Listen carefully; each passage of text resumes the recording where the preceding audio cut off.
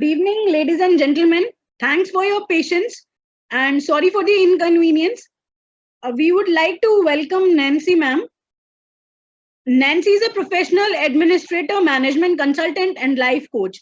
She has worked in the education sector for 25 years and 15 of which were at the school leadership level. On her last job, Nancy led a team of over 100 employees in a group of schools managed by a multinational corporation. She has contributed immensely to the growth of 4 reputable schools across 4 cities in Nigeria as a school administrator since 2005. Fast gaining recognition, Nancy is the founder of the Facebook group Educational Administration Network with over 1,000 members from various countries, where she shares content on school administrator management and personal development. She has usually impacted school owners, school leaders, and administrators. This has earned her the nickname, the Admin Queen. She is the author of the highly impactful book, Dear Educator, which was published in May 2019. It is available on Roving Heights online bookstores with deliveries to anywhere in Nigeria.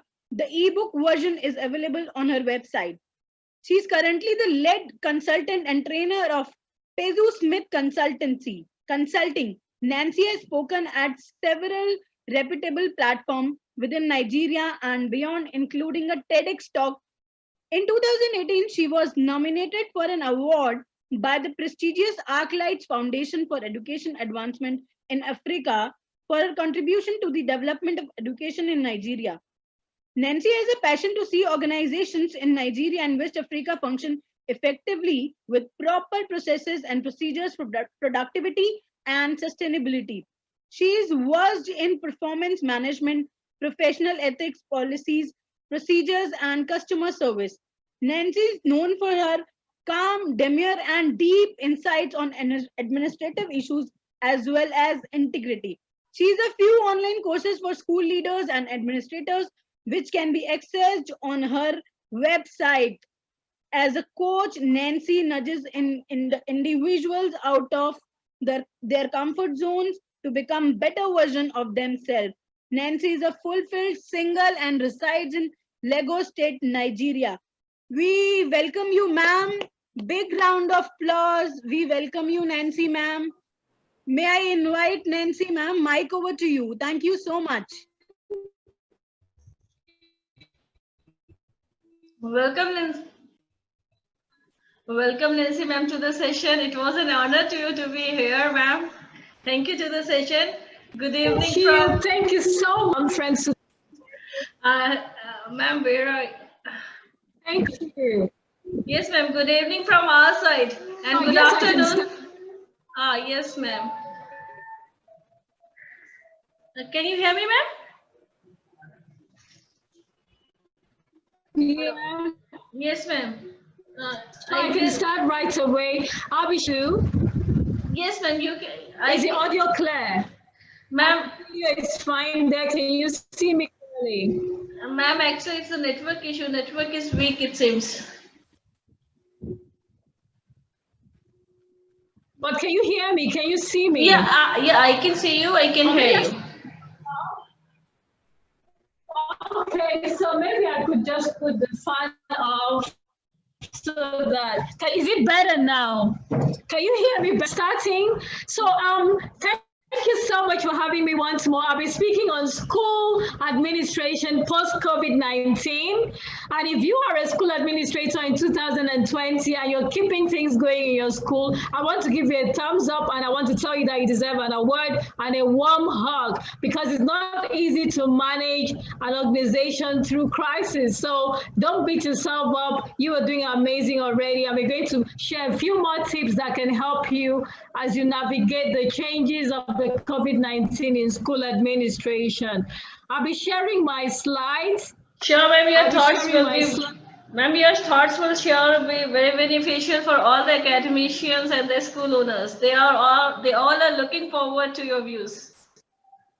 Okay, so I'm going to share my slide right away. I'll be sharing slide. There is that. Can you see me? Let me see. Okay, share screen. Okay, so I'm sharing my screen right away, and then we're starting right now. Okay, so. Okay, so like I said earlier, the topic is school administration post-COVID-19. School administration post-COVID-19. And basically, I've already been introduced, so I will not spend much there. But what are we going to cover here? We're going to really urge school administrators to develop skills for managing, the organizations during disruptive and uncertain times, such as the COVID-19 pandemic. And then we're going to highlight areas that need attention for action pandemic. Like I said earlier, if you're already leading your team around this time and administrating properly, honestly, it's not an easy task to accomplish at all. So do not take it lightly one bit. We all know what the impact of the COVID-19 pandemic has done. Okay, there's been a disruption of teaching and learning and loss of learning even in some organizations. There's been an increased use of technology for teaching, learning, and supervision. There's been a lot of anxiety, a lot of uncertainty, a lot of fear. There have been a lot of losses of finances and a salary since March. And there's been a lot of chaos and confusion and even loss of jobs for teachers and sometimes even leaders of schools. So it hasn't been a very easy period for anybody. But guess what? No matter what these challenges are, there are still strategies you can put in place to help you navigate and to get things going during this pandemic. So here we are addressing the school administrators, and I want you to know that the core functions of administration have not actually changed. Okay, it's still the same as, planning, organizing, coordinating, budgeting, supervising, recruiting, and all of the functions that we are used to as administrators, the core functions that we perform. But the way that we perform these functions is what has actually changed as a result of the crisis that we have to manage. And I want to tell you that one of the key things that you need to have for this, one of the key skills that you need to develop now will actually be managing a crisis. Crisis management. And of course, lots of use of technology. So it's a call on school administrators to step up their skills, okay, to develop new skills that you'll be able to train your skills with, and you must have coping skills and be able to adapt. This is the time to be very adaptable. So your skills for adaptability must be very strong at a time like this, very, very strong.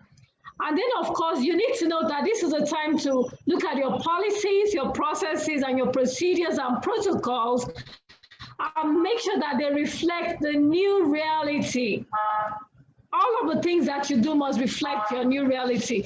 Please, I don't want to sound like I'm the only one talking. I would actually like to see comments by the participants. So if you have anything to say, please just feel free to always go there to highlight.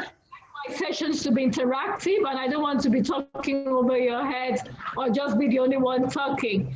So please make sure that you send in your questions, you send in your comments. I'll make sure that I keep checking to see what comments are coming in. Okay, I just thought you should know that.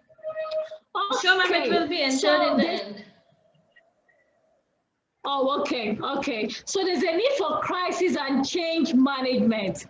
And there are three skills, there are actually some skills that are a must for every school administrator at this time. Like I said, crisis management, change management, and you need to also have the skill to be adaptable. And of course, your technology skills have to be up at par because there's been such a huge transition and a very sudden one too from physical learning in the brick and mortar classroom to the digital arena where so much learning has been occurring since the pandemic broke out. And there's a need to build a community because you cannot do it alone. This is a very overwhelming time for school leaders and administrators. And this is a time that delegation has to come in. You cannot do everything alone. You cannot do all the reading, no matter all the guidelines that are given from the government in your country. Every UNICEF has sent out guidelines, World Health Organization has sent out guidelines, various schools have sent, various countries have sent out guidelines. You cannot interpret all of this all alone. You must have a team, you must build a community, you must engage the parents, students must be involved in everything that is going on. Okay, so that the room for communities that you're not the only head that is thinking. There are several people around you. You can bounce ideas through and say, okay, this is what we're planning to do. What do you think of this, or what do you think of that? This is also a time for distributed leadership, so that you can also have a little time for self-care, because if you don't have time for self-care, you're going to break down and the work will still go on as a school administrator. It is overwhelming, yes, but you cannot do everything. You cannot have all of the 24 hours working. And so you must have people on your team that you have trained, so that you have distributed leadership, and some of them can take on roles, that then you can delegate and make sure that you follow up on them. And of course, there's a need to be technologically savvy and well-informed at a time like this. So if you've been a school administrator who has not taken the time to develop tech skills, please, you cannot expect from your staff what you are not giving. You must develop your tech skills to the level that will take there's a need for the human touch, People are going through so much, parents are going through so much, and so are the students. And so there's a need for the administrators, the leaders, to give that the human touch that makes all the difference. While technology will help us learn, there's just so much that it can do. But there's a part that it can only be supplied by humans, and that is a human touch, empathy, a bit of that touch of sensitivity and care, knowing what everybody's going through. So this is not the time to overload all your staff with everything and boss them around. Everybody's going through a whole lot of psychological and mental issues because of the COVID-19, and it is affecting people at various levels and in different ways. So if you're a school owner or a school administrator or a school leader, this is the time that the human touch has to come. And this is the time to be vulnerable.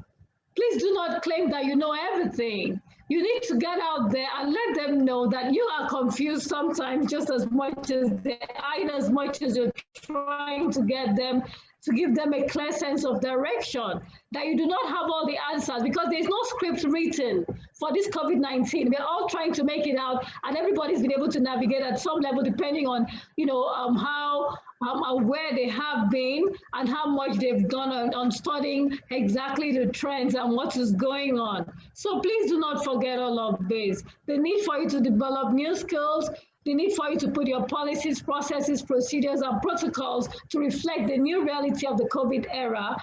And then the core functions of administration have not changed, like I said, and there's a need for you to develop your crisis and change management skills, to build a community, to have distributed the human touch in everything that you do, to be sensitive.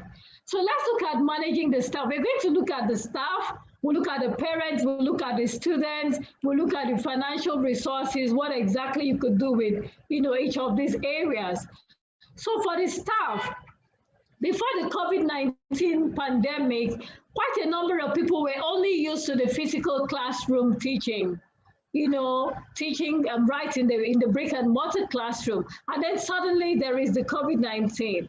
And then you realize that you have to migrate to the digital space, to technology for almost everything. So there's a need to do an audit. Even though a lot of trainings have been done in a lot of quarters, in a lot of areas, there are still some schools struggling where their teachers are struggling with technology. So it is still not too late to still do an audit of your staff and know the areas that they need to develop, the very areas that they need to develop their skills, and then train them. So staff training for the changes required is actually very used with teaching with certain apps. Find out what those apps are, and then begin to train them on it. Are they struggling with, some kind of tools? You find out what the tools are, and then go on and work on them. So for you to lead the staff successfully at a time like this as an administrator, you need to show compassion and empathy. They are going through so much. People are bottling up things, and any little stress from the administrator can lead to people having outbursts that you would not expect, because there's just so much going on right now. Just so much all over the world. Okay?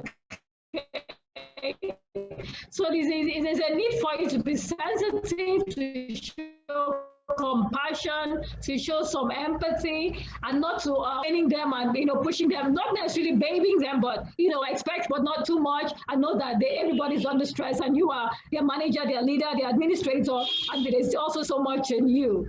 So staff need a sense of direction from the school leaders. So no matter how tough it is, you need to be calm, and you need to be calm and collected enough to be clear and to give them a sense of direction and calm everybody down and let them know that as schools are reopening, these are the things that you're actually doing to put things in place. Of course, with their input, you can't do it alone, remember? You must have their input as well. So this is a time to also note that increased workload of the staff will be very stressful. Remember, they've had to play roles that they were not playing before. Now you have to take temperature of kids as they come into school, because that's one of the guidelines. You have to know who's coming into your school. What's their temperature like for the day? All of these were not in the job descriptions of the teachers when they signed to take a job with you or to be under your supervision. And so they have to do a whole lot more.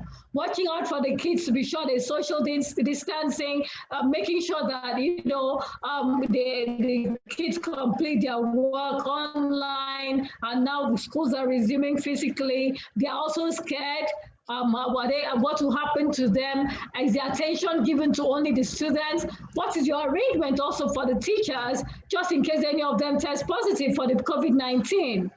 Are there things you've put in place for them? Because most of the time we plan only for the students, and then we forget the staff who are going to take care of these children. Their welfare is equally as important as that of the children, because if the children get to the school and there are no teachers to take care of them, there will be no school.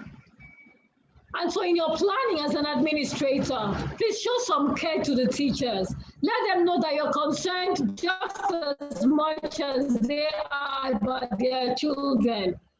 And that if they do fall sick, this is the plan that you have, okay? And all of that goes. So encourage self-care of the staff. Encourage them to have time to care for themselves. Have sessions with them where you encourage them to take time to rest, because it is very stressful. I know what teachers have had to go through lately by virtue of having to teach online. Initially, it sounded like a very exciting idea until they saw that the work involved was far, far more than what they had all bargained for. So it's a whole lot of work. Okay, so those are the tips for managing your staff. And assure them that you're not laying them off. Some schools have laid off staff without even explaining why. I think it's a nice thing that you let them know what's going on. Communicate to them. Communication is key at a time like this. They need to know what's going on. Do it regularly, reassure them, and help to build that team spirit so that they stay with you all through this crisis. And then let's look at your financial resources, okay? A lot of schools couldn't resume. Of course, the lockdown led to schools staying at home. In my country, Nigeria, some schools were able to get their parents to pay the fees for their children, but some could not. And so a lot of schools were struggling financially, such that they could not even pay fees. Some schools have not paid fees since April. Some paid up till May, June, and then they couldn't get any money to pay. And they had to tell people to render all the staff redundant, apart from the few who were doing the online classes. So the economic depression may also mean that, you will not have banks loan money to you, because banks are also affected.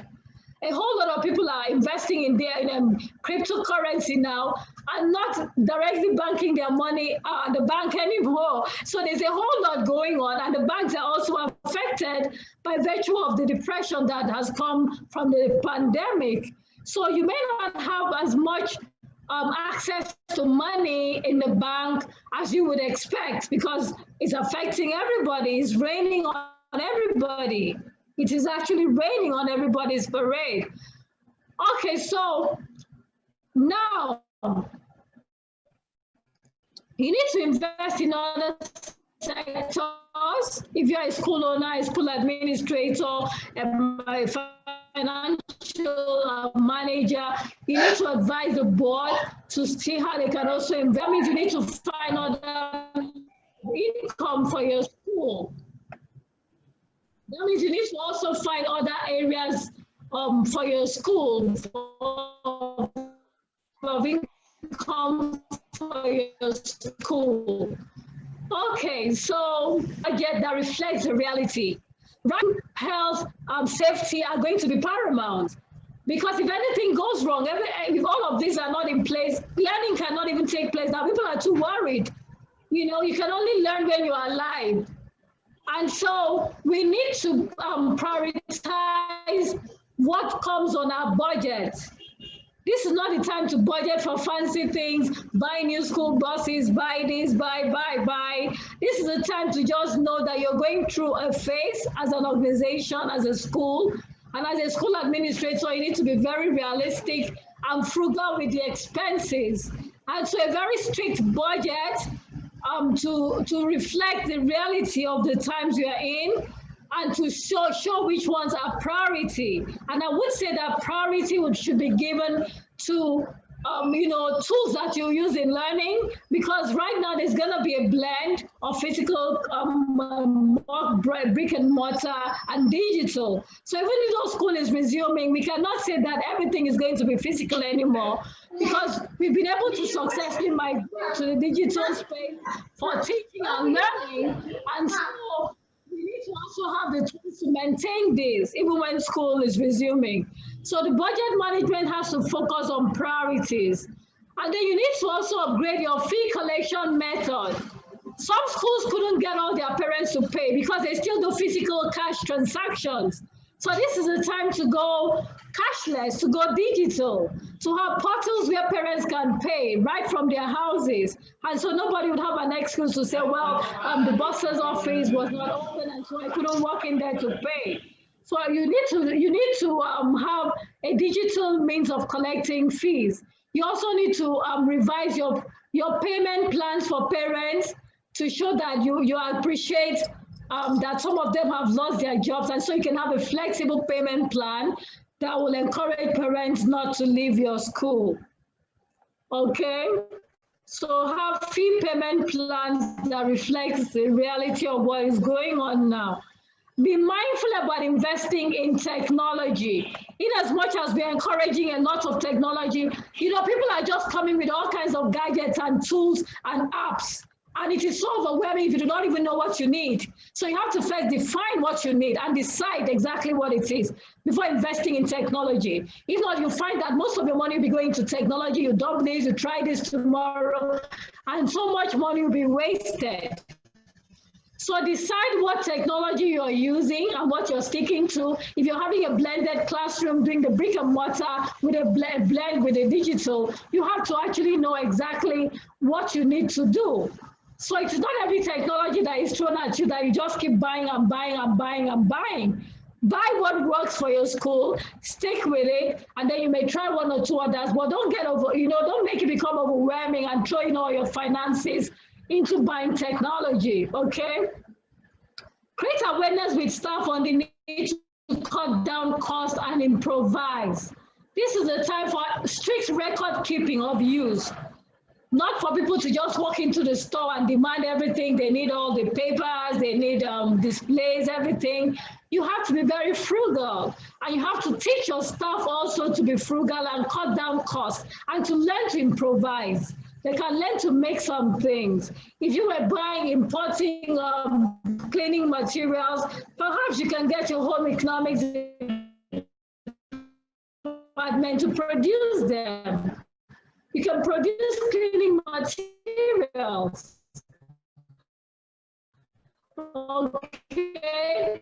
You can get staff more involved in costing. You have a home economics unit. Perhaps you can put the staff to more use. That will not involve you bringing a contractor to do some of the things that can actually be done, shared nicely among staff in your school.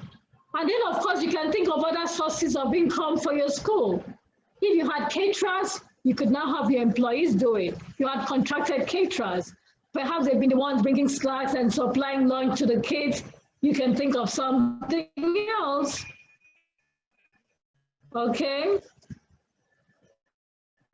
Then the parents. Remember, customer service is very, very important here. Okay, can you hear me? Can somebody say hello? Hello? Hello, ma'am. Yes, you are very much audible. The presentation is very nice. Okay, thank you. So the parents, the customer service relationship is very important at a time like this. Remember, in as much as you need the parents to be back, they also have their expectations from you. They need a school that understands their plight. Some of them have lost their jobs. They've been laid off because of the pandemic. Some have been rendered redundant. Some, no salaries paid, and it's just tough. And yes, you need them to pay fees. So maybe you can have an agreement with them that we could allow you pay in so way, perhaps monthly, so that you keep them, and some of them are also going to come up with expectations. They may be too ashamed to withdraw their children from your school because they've already been used to a certain standard of living. And so they may still bring their kids, and they will have other expectations like, maybe my child can come to school from morning till noon and then go home and do homeschooling for the remaining part of the day. So you must be flexible in a way that you allow parents, because the truth is not every parent is ready to even release their children to the school right now. So at home and say, well, I would still have my kids finally declared gone.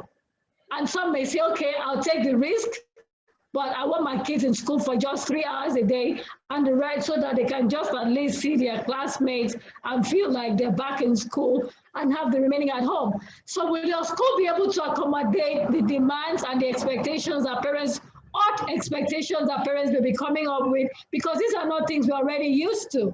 Remember, as an administrator at a time like this, you're managing change, you're managing crisis, and so you have to be open-minded.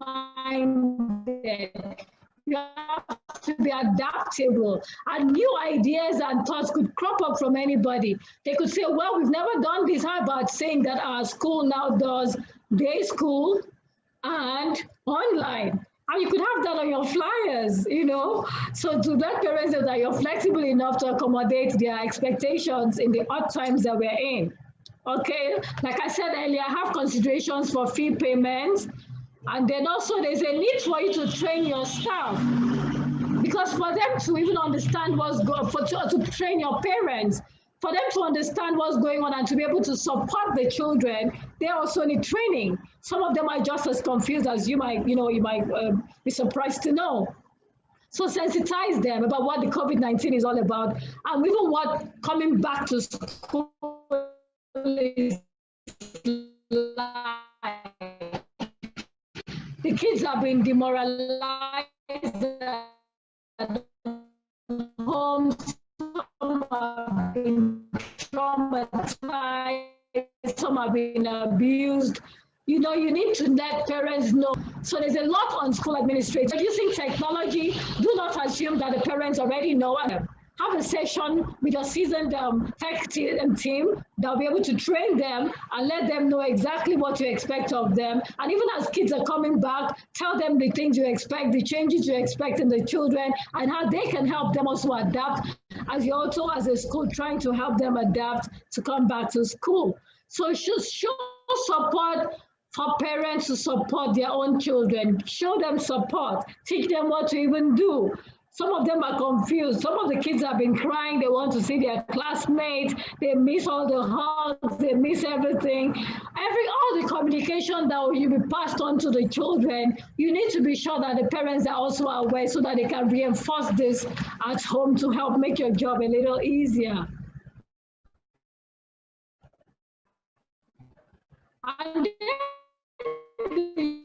the children.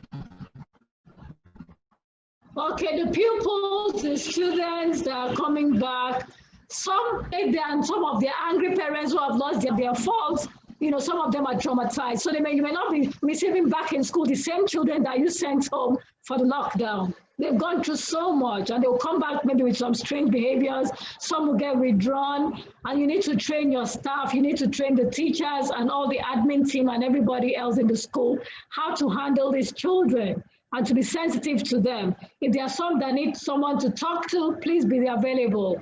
And remember that there's a need to have the role of school counselors needs to be reinforced at a time like this. You need to bring them into assemblies. You need to have them talk to the children. You need to schedule visits to the school counselors in a way that lets the children know that you appreciate what they're going through. So school counselors have a lot to do right now in helping the kids resettle in school, and schools are reopened.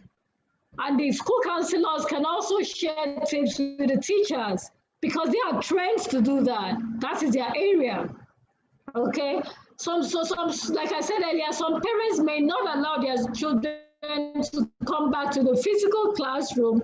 They might prefer their kids to be homeschooled, or they might prefer to do half in school and half at home.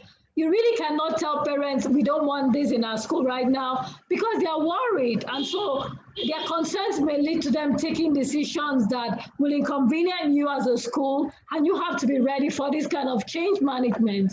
You have to be flexible enough to accommodate all of the changes that are occurring. Then you need to think truancy. What exactly is truancy these days? Because if a child is in school, half day and half at home, how do you record that on the register? You need to train your team. What is acceptable in this school as truancy now? If a child is not in school, does that mean learning is not taking place? Are you getting me? Truancy used to be that a child is not physically in school, and so you just mark the register as absent. We may have to rethink of the day and go home and still be learning. So long there's evidence of learning and there's contact with the teacher, you may have to mark that the child was present for the day. Maybe find a way to say that digital learning took place. So even the way we mark our registers may need to be revisited, because school has changed. We are coping with a whole lot of things right now. And we can't expect to keep doing the same thing, the same old way that we've been doing them over the years. COVID-19 has brought in a change. And so here we are, we keep changing along with it, okay? So you need to teach your staff to handle the anxieties and expectations of these children.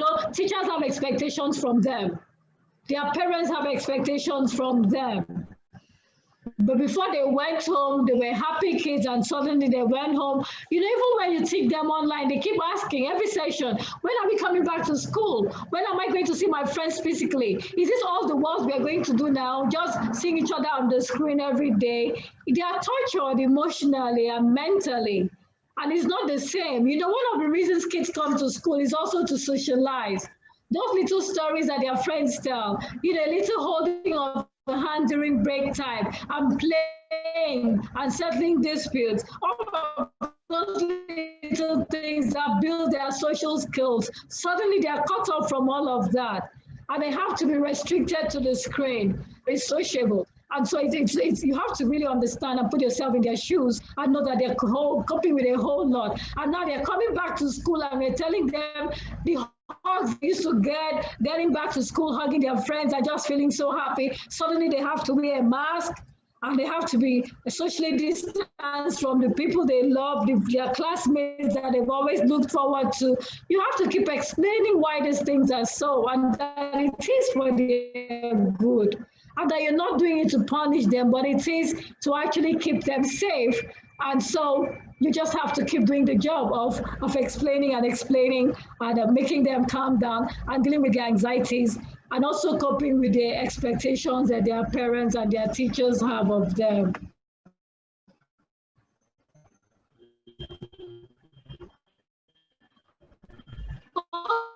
Okay, then for teaching and learning, definitely there's blended learning now.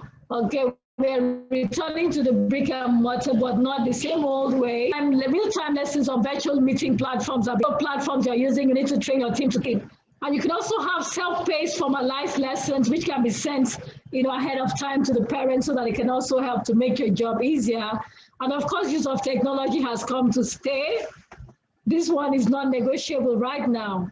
We don't have a choice to say, no, we don't want technology. It's like saying, I want to go back to the earthenware pot where people used to drink from a pot and not the refrigerator. Those times are gone. So the times that people thought technology was not relevant has also gone. Right now, it is the world of technology, and we all have to just do it. And like I said, school models may change. We could have day schools, day and boarding, day and online, and a blend of so many models that may arise as a result of this. And then you need to also know when you reopen your school and keep to all of these things we've been told. What if someone now gets infected with COVID-19? What is your plan for reclosing the school, and how long will you do it? What if someone in your school tests positive? You know that there has to be a sudden reclosing plan. So you have to build all of this in as you're reopening. How do we reclose the school after we have reopened? Because if there is actually a case, you know that you need to report and trace where it came from, and you also need to sanitize your school. So it means that we need to close the school as soon as that is detected. So it means communication has to be ongoing. And there mustn't be any parent who is left out of the loop in the communication. Everything that is going on has to be communicated instantly. If bulk SMS works for your school, please communicate. Communication is key at a time like this. If it is emails and all your parents' emails, if it's a WhatsApp platform, whatever it is, please make sure that communication is ongoing and everything and all that you're doing that concerns the parents and the students and the staff. So I ask you again, what will you do when anyone in your school tests positive for the coronavirus? What is your plan for reclosing? And of course, it's a time to also review your school plan to reflect the new reality. You may have had a 5-year plan that has been thrown into chaos now. It's a time to revisit your strategic planning and then have a school improvement plan based on the realities that we have now and still forge ahead. And then if you have a boarding house, it means you have to rearrange to reflect the social distancing expected. How do they sit for meal times? How do they cope with one another? Because now the kids are left all through the day and through the night together. Okay, so how do you make sure that there's social distancing in the boarding house? How do you make sure that they are properly supervised to keep to the guidelines that have been given by UNICEF and the various countries? How will this affect your boarding house management? All of this have to be discussed with your team, and proper protocols and procedures and policies put in place so that parents will be glad to continue to bring their children back to the boarding house. And remember to act as a community. Together we win. So if one school is doing fine and there's a next one there and kids from your school are going to interact with them and they haven't kept their things right, and then your child from your school gets infected, then it means that the effort is in vain. So we are one another's keepers. As administrators, let's also form a community where we share what's working in our school and how other schools can learn from us and adapt, adapt to it, and also adopt some of our practices. And also together we win as parents, as students, as your staff, admin, teachers, everybody. Always have that community mentality. And for universities, they need to have, they need to do a lot of reinventing in their learning environments because they have even been more affected than secondary schools. A lot of universities around, in the developing countries have really, really badly been affected. So they need to do a lot of reinventing in their learning environments and complement students, teacher and other relationship through technology. Then, of course, the change will include social distancing, classroom rearrangements, break time. Maybe you could have a break time that is not the same for everybody. A staggered break time, one class goes out, comes back, another goes out so that the playground is not crowded. Of course, blended learning is an expectation at a time like this. conduct a risk assessment for staff, review your school policies and procedures to reflect the current realities post-COVID-19, develop clear protocols on social distancing, revise attendance policies, like I said earlier. What does transit mean in 2020? Is it the same thing we have always known it? Revise attendance policies to accommodate health-related absences, and ensure adequate training for all your staff and the students and also the parents. Okay, remember to prioritize safety and health of students, staff, and leaders. Very important. People are going through a lot with mental health, so this is the time to be safe. This is the time to look out for one another. And I hope that we get two things from here that will help. So do we have any questions?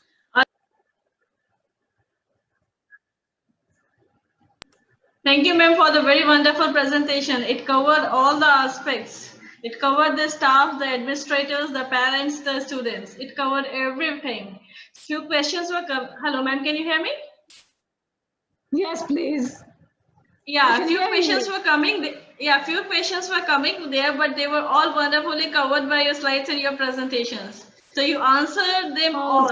You answered them all. Thank you very much, ma'am, for taking out the time and for such wonderful slides. They were very informative and they gave all the knowledge which we were needed at this time, especially the empathy towards the staff members, that both are facing the same problem, the administrators and the staff, the parents. The most important is the empathy, which is covered by you very beautifully. Thank you for pointing out this feeling. This is the special thing that you covered very well. Thank you very much, ma'am. Thank you for coming to the session.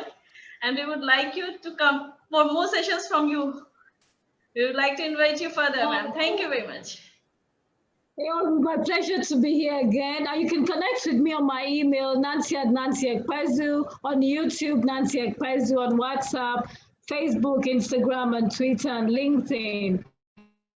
I'll be glad to really be connected to everybody here. And thank you for having me at this conference. I've really enjoyed every bit of it. And I've learned from the other speakers too. Thank you so much. I learned so much about Iran today. I was schooling in Iran. So I'm sure I'll be able to encourage one or two people to school in Iran from now on, because I learned so much about their schooling system. Thank you for your kind words, ma'am. Thank you very much. Thank you. Thanks a lot.